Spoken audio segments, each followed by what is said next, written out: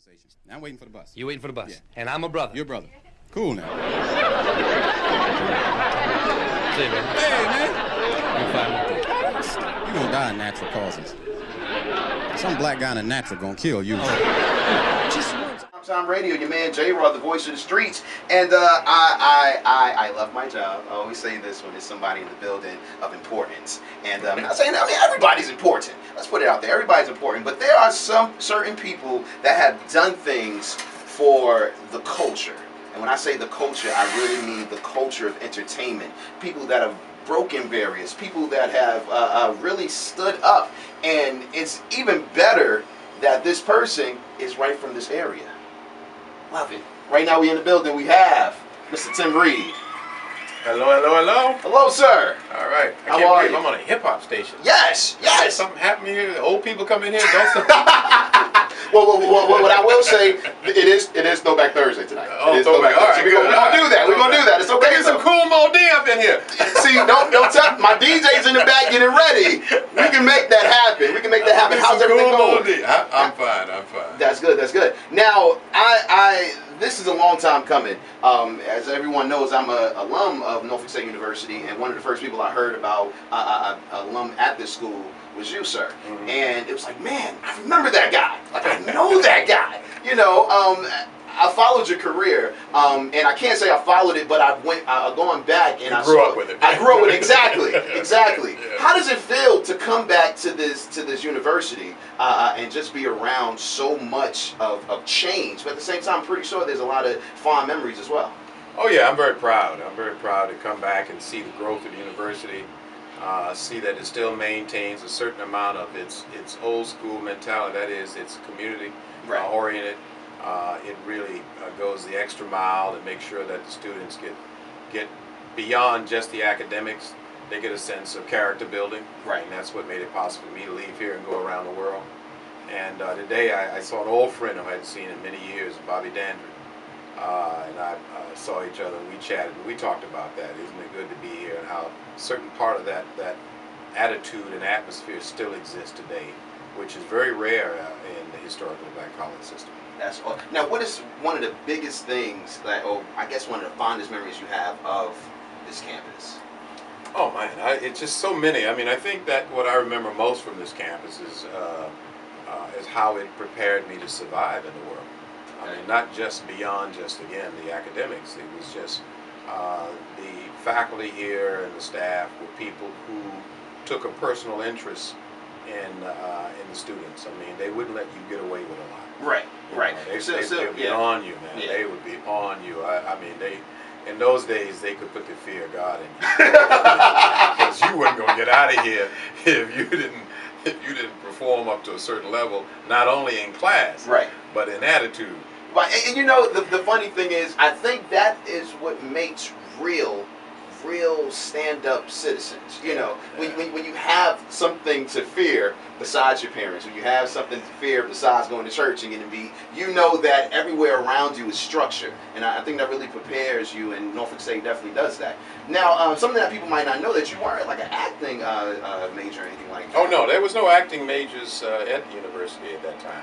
Matter of fact, the late Stanley Wilson, who was my mentor in entertainment, he put together sort of an ad hoc elective program of 2 or 3 classes that we all took. He volunteered me into the drama program, and I really didn't want to do it. Okay. And it was a play he was putting on, Oedipus Rex, and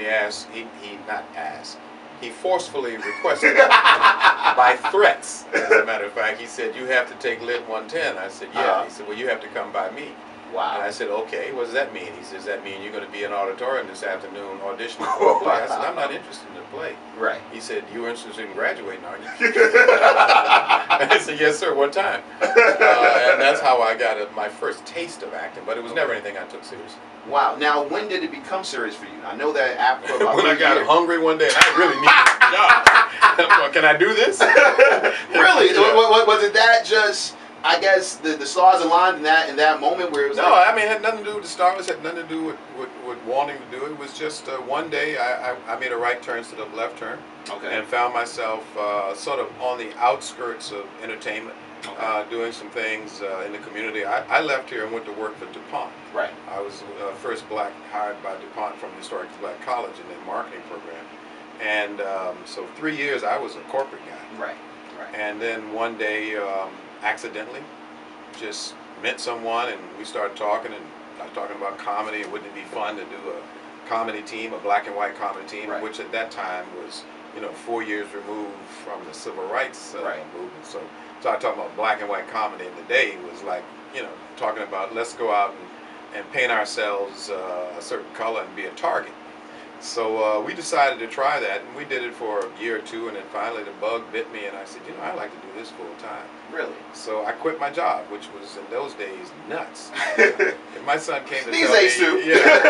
he was going to quit his job, a good paying job, car in the garage, suburbs, right. leaving the projects here, going Roberts Park, going to suburban Chicago, making $10,000 a year, which back in the day was like, $250,000. So, but I quit it and went and took my shot at show business, and I starved and struggled for about 5 or 6 years before I made any money. What was the thing that kept you going?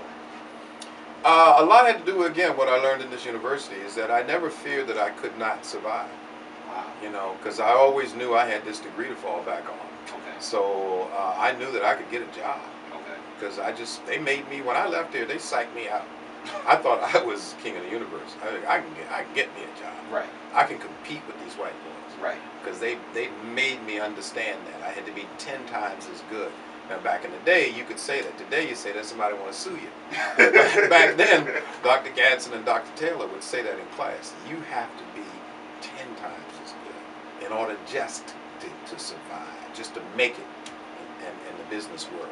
So we went out of here with that kind of attitude. And so when I went in to compete against the quote people from the system, the dominant culture, I should say, when I went in training for DuPont, I was the only black and 14, and they were graduates. These were graduates of Georgia Tech, Stanford, Michigan, MIT, and they said, "Where are you from?" And I said, "Norfolk Division of Virginia State College." They were going, "What? Where the heck?" They had to pull out maps.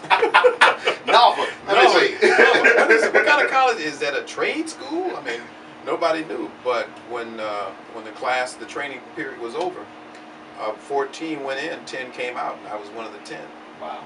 And so that's when I knew, okay, they prepared me. From that point on to this day in my life, I've never felt that I couldn't make it. Because you always knew that. I always knew this school provided me with the belief and the character that I knew that I could survive. That's excellent. And it's never left me. I don't care how bad things get. I've been in some really tight situations, and may get in some more in the future.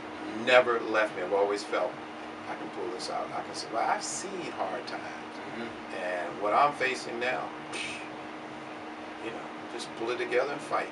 I like that. We're right now, we have Mr. Tim Reid in the building.